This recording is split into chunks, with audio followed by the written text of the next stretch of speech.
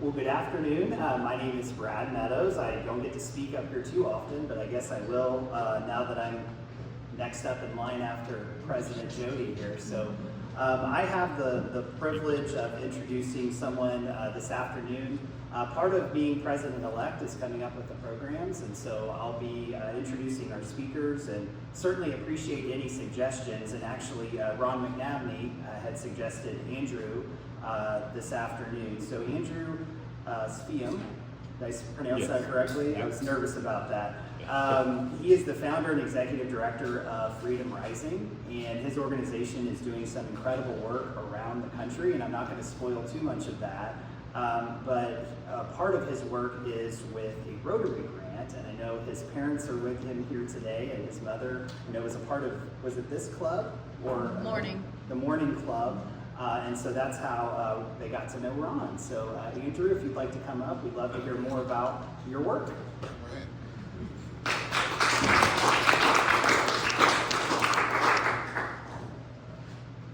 Thank you very much, everybody, for having me today and giving me an opportunity to tell you a little bit about Freedom Rising, what we're doing. Is that better? Yeah, just get it in there. Okay. So a little bit about myself first and how I got involved with what I'm doing. About 10 years ago, I got involved with some nonprofits that worked internationally with child sponsorship programs. We would travel around the world and we would interview children in child sponsorship programs just to make sure they're getting everything that they're supposed to be getting and to see if there's any improvements we could make, anything like that. Which eventually led me to work in Bangladesh. My first experience in Bangladesh, we built a large school at a church, and then I went back the next year and traveled with an NGO that was based out of Germany that combated human trafficking, and they had started some programs in Dalatia. Dalatia is the world's largest community brothel. I'll get a little bit more into what those are here in a minute. And so I started working with this NGO in Germany, and unfortunately their board of directors started suing each other, and that NGO closed down in Germany, and so all the funding to the programs in Bangladesh stopped. And so I founded my organization to kind of take over what they were doing and make sure the programs not only survived but thrived. And so we got our 501c3 approval in March of last year, and we've already done a lot in a little bit of time, and we've been very blessed and thankful for everything that we've been able to accomplish so far. But human trafficking is a massive, massive issue. In Southeast Asia, about 70% of the trafficking that happens in the world happens in Southeast Asia, and 70% of that trafficking is sex trafficking. A little bit more about Freedom Rising and our board of directors. So we're based here in Anderson, and Pastor Kerry Robinson of Eastside Church of God is on our board of directors. Pastor Matt Manning of St. John's Lutheran Church is on our board of directors. And then Dan Courtney, who is an engineer at Rolls-Royce. I met him in Bangladesh. He's on our board of directors. Joel Honiger, he is the executive director of the Hope Collective in Chicago and helps support these programs as well. He is on our board of directors. And Dr. Ann Freisman, who has been combating human trafficking domestically for over 30 years, is on our board of directors, and she's based out of South Carolina. The majority of our programs are international. A lot of our stuff that we try to get associated with domestically right now is mainly through Ann's organizations. She's got 2 organizations that she runs that works here domestically, and so we do a lot of our domestic stuff through her. Internationally, our main program is in Bangladesh, but we also have programs in Nepal and India. So I've traveled to Bangladesh many times. I've been to Nepal a couple times last year, and India, I've been there. We spent a couple weeks there, and we met with about 10 different organizations that all combat human trafficking. So as you can see from this map, Bangladesh is kind of the center of where trafficking happens in Bangladesh, or in Southeast Asia. There's up here to the right, there would be what's called the Golden Triangle, which is drug trafficking and sex trafficking that comes down through China and other parts of West Asia or East Asia. And then to the northeast, you've got the Golden Crescent, which is drug trafficking and sex trafficking that's coming from the Middle East. And that all gets kind of funneled through Bangladesh because they have very porous borders, and prostitution is legal in Bangladesh. It's the only Muslim majority country where prostitution is legal, and it's basically the only country in Southeast Asia where it's legal. It's kind of forgotten about, and a lot of countries don't do a lot about it, but it's still illegal. But with it being legal in Bangladesh, it creates a lot more challenges for organizations to combat human trafficking because it's able to hide in plain sight. So, where trafficked girls end up? In Southeast Asia, it's different than it is here. Here, it might be just motels or something like that. In Southeast Asia, they're often trafficked across borders because of the porous border situation. They end up in community brothels, which is where we mainly work out of in Bangladesh. There are 23 community brothels in Bangladesh. Dalatia is the largest in the world. There's over 2,000 women that are trafficked through there yearly. There's over 1,000 kids that are growing up in Dalatia, and it's basically just a massive slum, which I'll be able to show you some video of here shortly. And then there's also underground brothels, which is more common in countries like India and Nepal, where it is legal. And there's also the online exploitation that happens. A lot of exploitation that the United States consumes when it comes to children in this demographic is from Southeast Asia. And so we're partnering with some organizations in India that are software companies to create some programs that are able to detect these things, backtrace the IPs, and then send police to these places where this is happening. And then forced marriage, domestic servitude, and forced labor is also a place where a lot of these girls end up. And all of them are terrible situations. And so this is Dalatia. This is a documentary I took. And I'll just let this kind of play in the background as I'm talking about it. So Dalatia, like I said, is just a massive slum. There's thousands of women that live here, and it's basically like a tourist town, but their tourism is sex.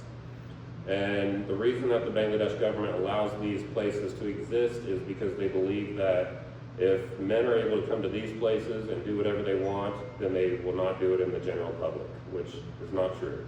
Okay? It's not true at all. It does not lower the rate of sexual violence in the general public. But, so these are where our programs are located. And we've got a couple programs that are based in Dalatia. We've got, well, first let me tell you how trafficking happens. So there's a lot of myths and misconceptions about how trafficking happens. A lot of people think that it's people driving up with a van and snatching them and throwing them in the van, but a lot of it is done through coercion and tricking women, tricking girls that are vulnerable, whether it's due to poverty, lack of education,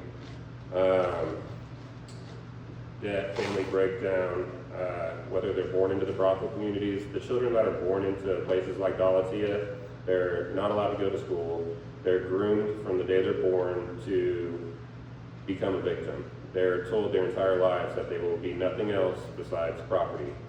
And so the children born in community brothels are more vulnerable than any other child in the world.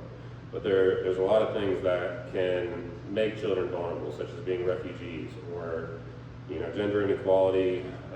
Online grooming and social pressure is very common here, but it's also becoming more common in third world countries because cell phones are becoming more common. They're seeing a lot of things in the outside world that they've never seen before, and so they want to go experience these things, and that allows traffickers to come in there and trick them, saying, I can get you a job in this place, or I can get you a job as a maid and also send you to school, or whatever it is, and then they end up getting trafficked. So one of the main reasons that I've been pushing hard for collaboration with Rotary International is because a lot of the current priorities of Rotary are already things that combat human trafficking. They're already like peace building and conflict prevention. That's helping, like I said, refugees are very vulnerable, and people in countries where the government is unstable, the government is able to provide them with less protections. If the government was stable, they're going to have better control over their police forces and everything else. Community and economic development, that's huge in combating human trafficking. Education and literacy, that's huge in combating human trafficking. Maternal and child health, water, sanitation, and hygiene. Just having the ability to have clean water and a daily meal is huge psychologically and will keep you from being vulnerable to human trafficking. And then supporting the environment, climate change. Bangladesh is massively affected by climate change. They have a lot of flooding and things like that. It's a very lowland area. And so supporting things that help the environment and different things that you do to help, areas that have been affected by flooding is also helping to prevent human trafficking. So this is from when we were in India. Like I said, we met with about 10 different organizations in India that all combat human trafficking in different ways. We met with organizations that do undercover work. We met with organizations that mainly try to get labor trafficking victims free through the means of lawyers. JDI, Justice Ventures International, it's just a huge team of lawyers. But we met with multiple organizations that have safe homes, that just do all kinds of different things. They patrol bus stations and train stations to look for trafficking victims, border crossings, all of that. And so one of the big things we've been doing this year is just trying to spread our footprint, meet more organizations, and build collaboration, because no one nonprofit can combat human trafficking alone because it is such a complex issue. So collaboration is a huge part of what we're trying to do.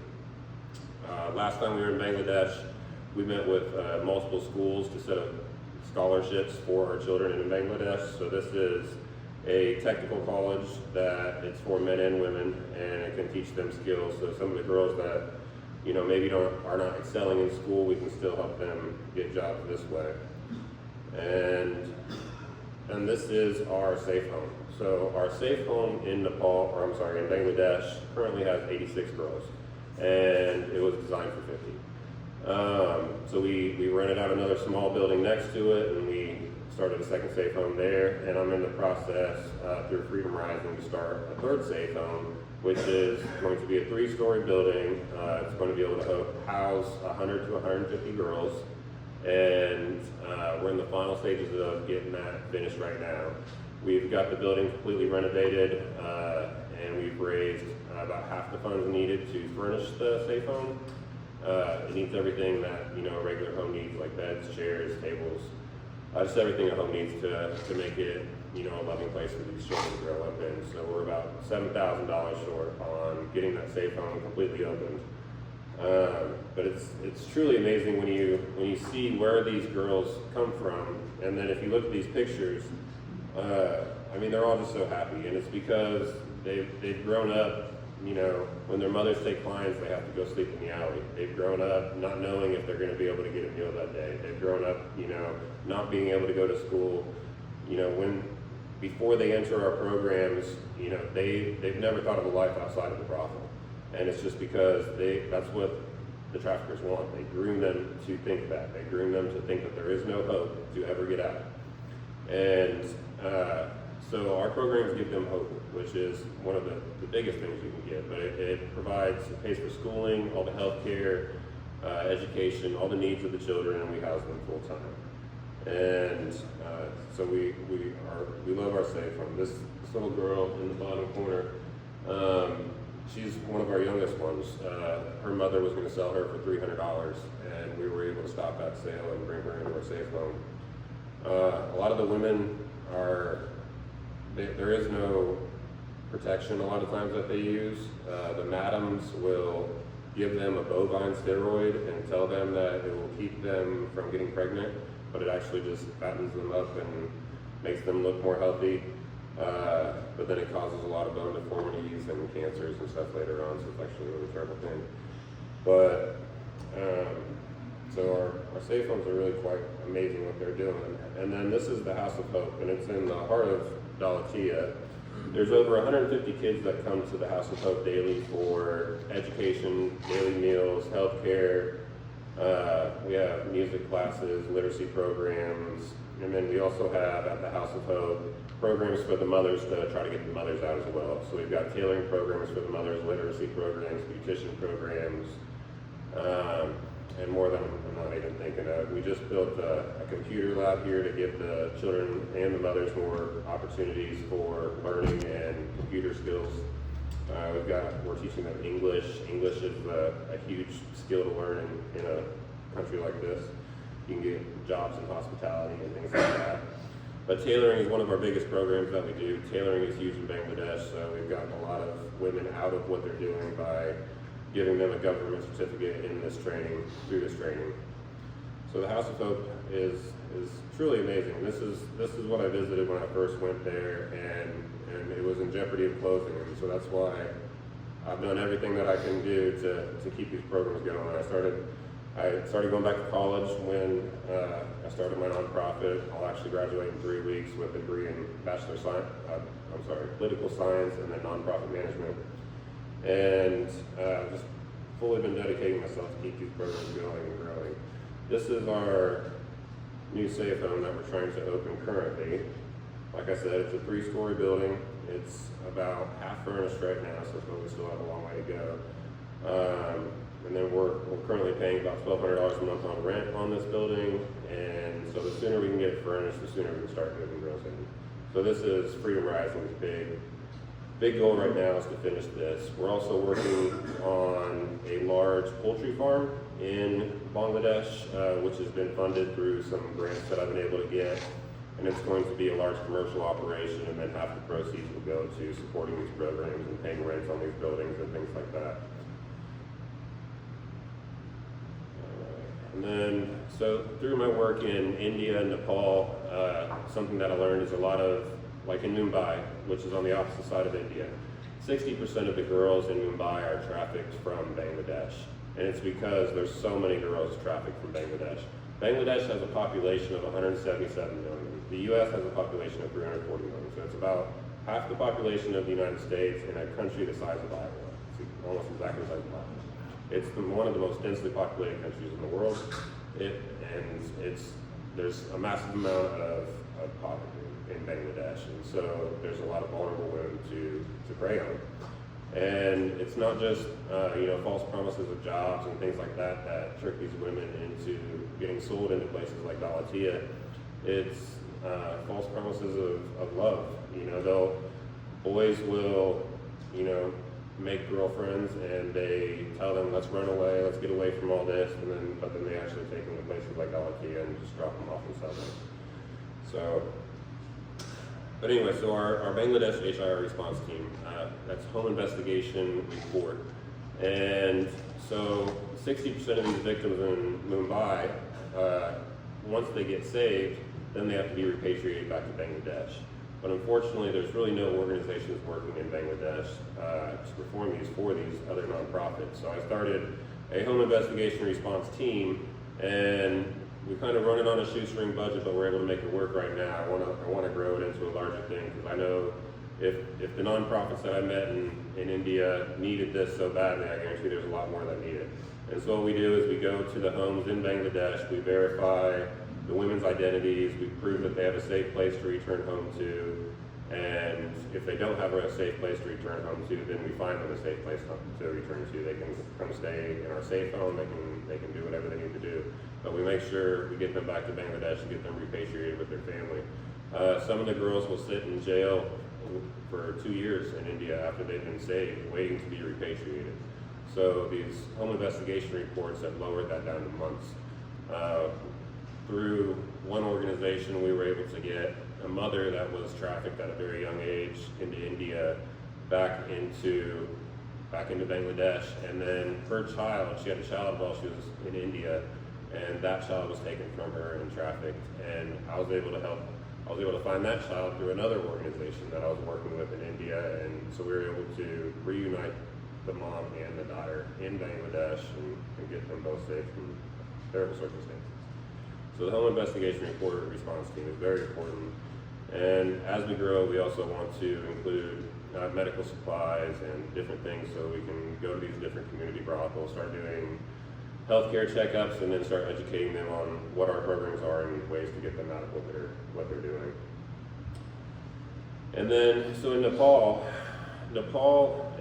trafficking happens a little differently. It's typically out of massage parlors and things like that, but there's also a lot of rural areas where it's too rural for the police to get to, and so there's just literal open auctions on girls in these rural areas.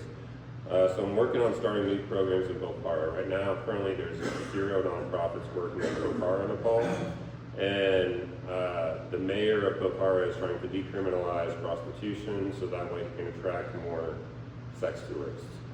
And it's just absolutely terrible. So what I'm working with a organization, a Rotary organization in Texas, in Houston, Texas, and we originally were working with them to get a grant to furnish the safe home in Bangladesh. But unfortunately with global grants, both the Rotary organization in the district where you were sending it, so this was in Bangladesh, and they have to be in good standing with Rotary International. But because of the political situation between Bangladesh and India, the person that ran that district lived in India and he was not going back to Bangladesh. So because he didn't visit all the Rotary groups in his district, they are no longer in good standing. So we were not able to do the grant for the safe home in Bangladesh through that Rotary International organization. So we switched gears, and one of the safe homes that I work with in Nepal was also trying to start a new safe home. And so we are doing a grant through Rotary International to fund this safe home. It's $34,000. It will fund a computer lab, then everything the safe home needs, and then some extra educational materials and just different things, CCTV cameras.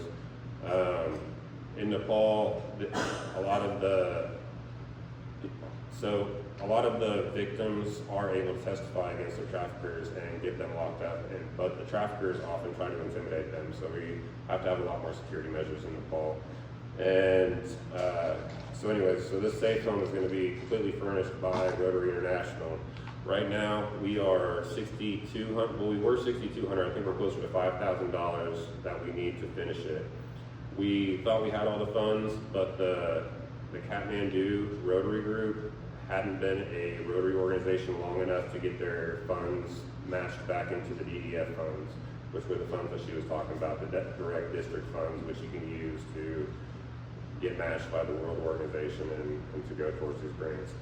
And so we need to raise about $5,000 more to finish this grant and get it finished out.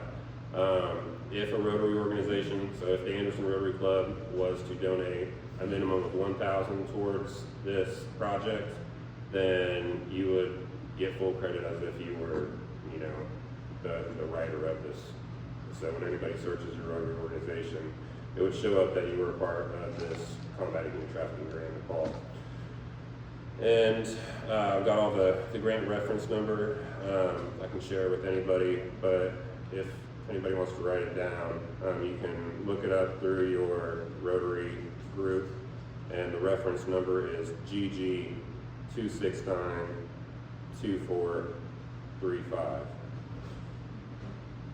And then I can share the contacts, but Jerica Anderson out of Texas too has been writing this grant. CC is, he's very involved with the global grants and kind of runs all the global grants, and he's been very involved and he's been amazing in getting all this done. But I've loved working with the Rotary people because I've found some just like people that are truly dedicated to making a difference in what we're trying to do.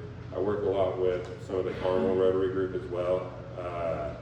One of the Carmel members is hopefully going to travel with us to Bangladesh and Nepal later this year, which I'm excited for. I'm excited to get more Rotary members to see exactly what we're doing and get their own eyes on what it is and kind of fully understand the problem and how important our projects are.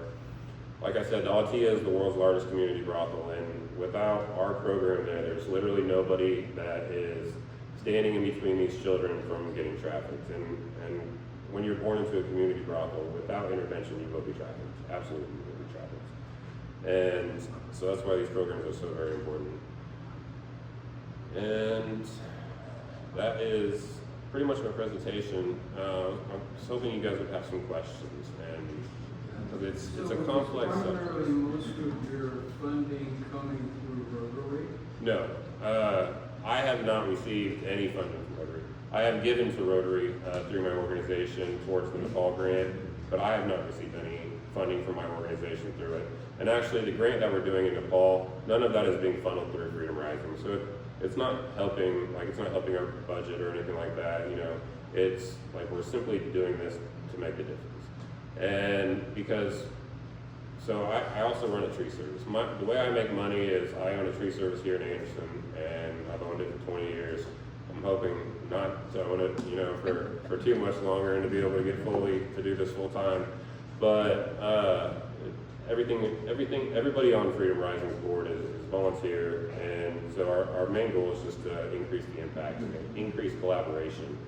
Because something, like I said, I've traveled to all around the world, and something that I've noticed all over, whether it's you're in Tanzania or if you're in Turkey, if you're in Bangladesh, if you're in India, it doesn't matter. Like, all the nonprofits, like there might be 5 different nonprofits working in one city, but none of them talk to each other, none of them collaborate, none of them share resources, none of them do any of that. And we have to do better with that, especially when it comes to combating human trafficking, because it's a waste of resources, we're duplicating efforts, and there's a lot of overlaps that aren't being met, like the home investigation reports. Nobody was doing those, and that's something simple. That was something when I was in India, talking with one of the organizations, saying, what is it that we could do, And I was lucky. Every time that I asked an organization, what is it that Freedom Rising can help you do, it was something that we could do. And so the home investigation reports, you said we need somebody in Jasur to perform this home investigation report. We can't find anybody. And before the end of that meeting, I had 2 social workers going to Jasur to perform that home investigation report. And it's just little things like that that make a huge difference, because that's lowering. These girls are sitting in a prison for up to a year, sometimes 2, waiting for these things, and if it doesn't happen, then they just stay in there. And so just little things like that is where collaboration is so important, and it's so easy. And so it's a challenge with some organizations to get that collaboration going. Some organizations love it, and they've jumped on board. But all my funding has been through private donors. We're planning a 5K in Carmel at the end of September 27th. We've gotten approval by the mayor's office for the 5K. We're just waiting to get approval by the public works office to have that 5K. But it's just everything has just happened as it's supposed to happen.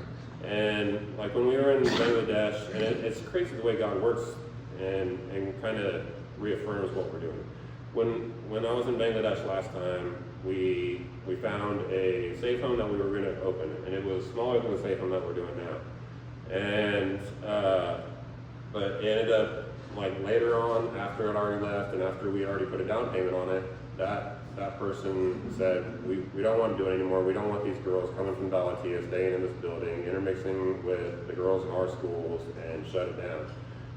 But while I was on that trip, we were supposed to have a drone, and as you saw, I did have the drone footage. So when I was taking a motorcycle ride along the Padma River, which is the same as the Ganges River, and I'm just cruising along that river, and I see this guy randomly walk into this random hut in the middle of the country in Bangladesh with a drone, probably like one of 5 drones in the country that are like privately owned like that. And so I was like, well, maybe he speaks English. So I go in there, and he did speak English, and I was like, how much to hire you to come fly your drone?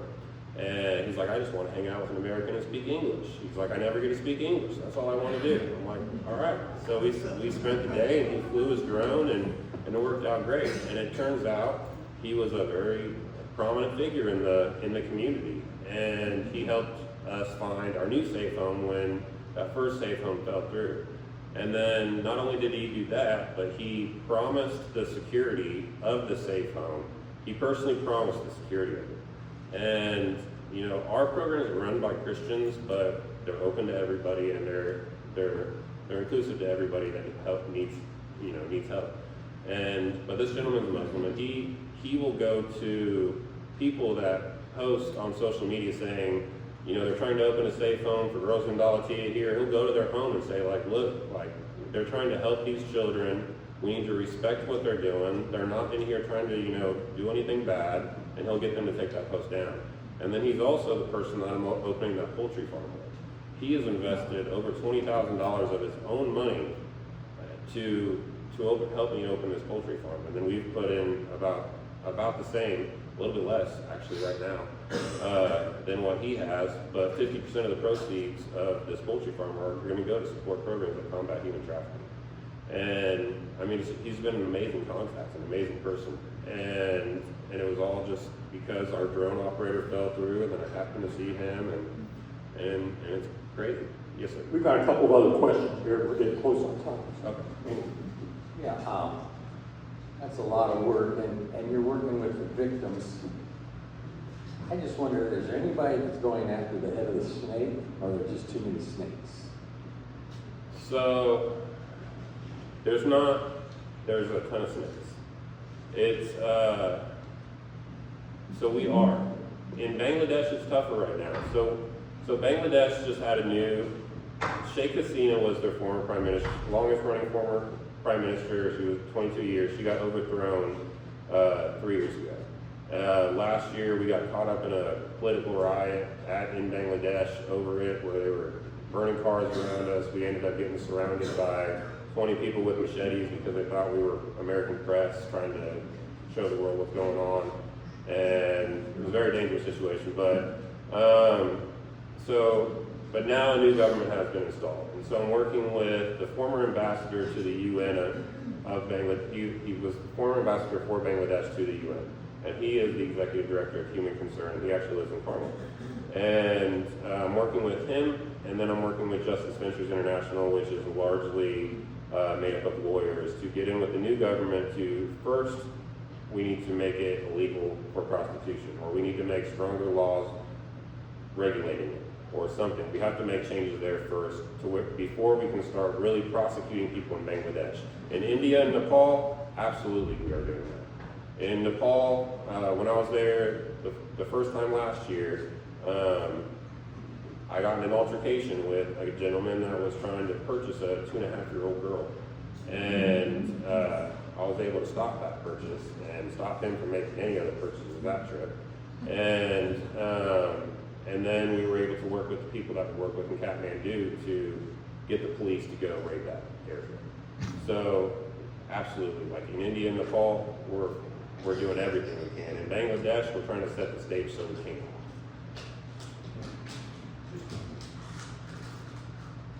Just a quick one. You talk about education. Are you doing education of these girls on your facility? Or are they going into a public system? Or because we know education, unfortunately, the influence on the outside world is much greater than on the inside world. Absolutely.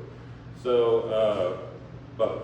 The House of Hope, we do a lot of education inside the House of Hope, which is the day program where the children that do not live in our safe home come to it every day. And we have 34 staff members.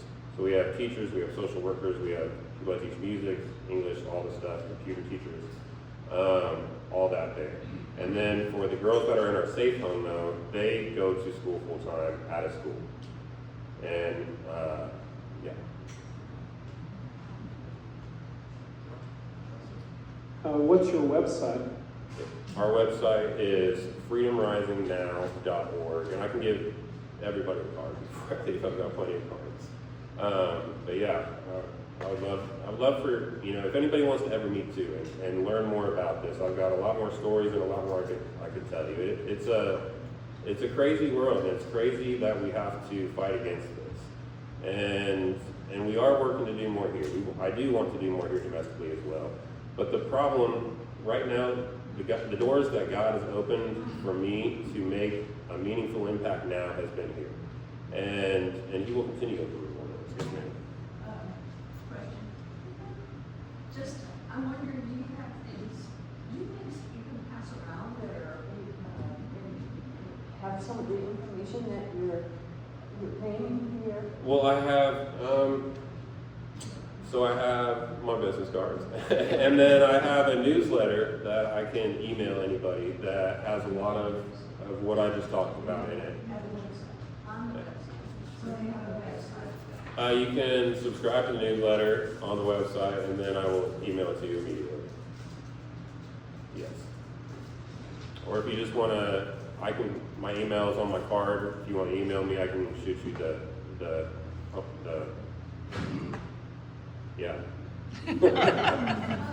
newsletter. There we go. I'll send it to you immediately. But yeah, is there any other questions?